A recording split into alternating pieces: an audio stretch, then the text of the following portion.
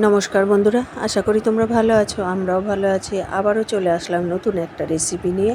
আর দেখতে পাচ্ছ ছোট্ট একটা মোচা নিয়ে।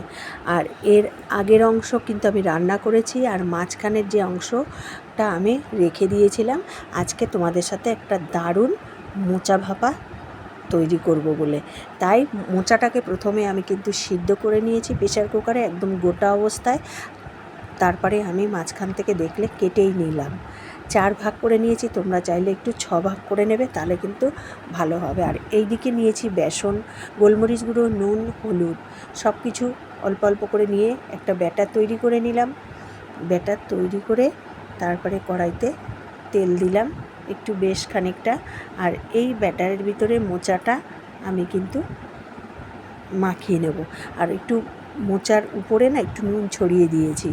তোমরা নুন, লঙ্কা আর লঙ্কার গুঁড়ো দিয়ে সিদ্ধ করবে, তাহলে দেখবে ভালো হবে। আর এইদিকে এক একটা করে মোচা ভেজে নেব। দেখতেই পাচ্ছ ভাজা চলছে। আর খেতে কিন্তু একদম পুরো মাংসের মতো রান্না করলে কেউ বুঝতে পারবে না।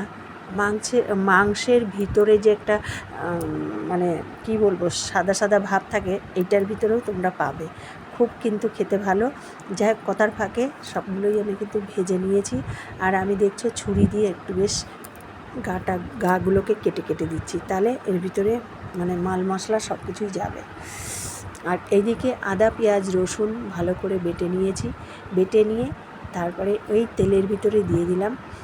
দিয়ে এবার ভালো করে বেশ কষাবো, একদম রসিয়ে রসিয়ে কষাবো। দেখতে পাচ্ছ কি সুন্দর কষানো হচ্ছে, তেল ছেড়ে যাচ্ছে। আর আমি কিন্তু দেখতেই পাচ্ছ অল্প তেলেই কিন্তু জিনিসটা রান্না করছি। আর এর ভিতরে আমি একটা ছোট্ট সাইজের আলু গ্রেট করে দিয়ে দিলাম, তাহলে কি হয় একটু গ্রেভিটা হবে। তোমরা এরকমভাবে কিন্তু গ্রেভিটা তৈরি করবে। যেহেতু আমি অতিরিক্ত মশলা দিচ্ছি না, আমি কিন্তু এই আলুটার সাহায্যে গ্রেভিটা তৈরি করব। যা কথার ফাঁকে দিয়ে দিলাম নুন, হলুদ দিয়ে আবারও মশলাটাকে ভালো করে কষতে দেব। আর দিলাম একটু লাল লঙ্কার গুঁড়ো দিয়ে এবার দিলাম 10 থেকে 12 দানা চিনি। চিনিতে জানোই তোমরা রান্নার স্বাদ আনে। আমি কিন্তু সব রান্নার ভিতরেই এরকম 6টা দানা চিনি ফেলে দিই। এইদিকে আবারও মশলাগুলোকে ভালো করে কষালাম। কষিয়ে নিয়ে এবার দেখো অল্প করে একটু সর্ষে গুঁড়ো আমি ভিজিয়ে রেখেছিলাম সানরাইজের, সেই গুঁড়োটা আমি দিয়ে দিলাম। দিয়ে এবার মোচাগুলোকে দিয়ে দিলাম। দিয়ে সামান্য একটুখানি জল দেব, যেহেতু ভাপা ভাপা টাইপের হবে, এর জন্য তোমরা ঝোল বেশি দেবে না। আবার কেউ যদি একটু ঝোল খেতে চাও দিতেই পারো, কোনো অসুবিধা নেই। এবার ভাপে ঢাকা দিয়ে রেখে 10 থেকে 15 মিনিট হতে দেবে। এবার নামিয়ে নিলেই রেডি হয়ে যাবে মোচা ভাপা।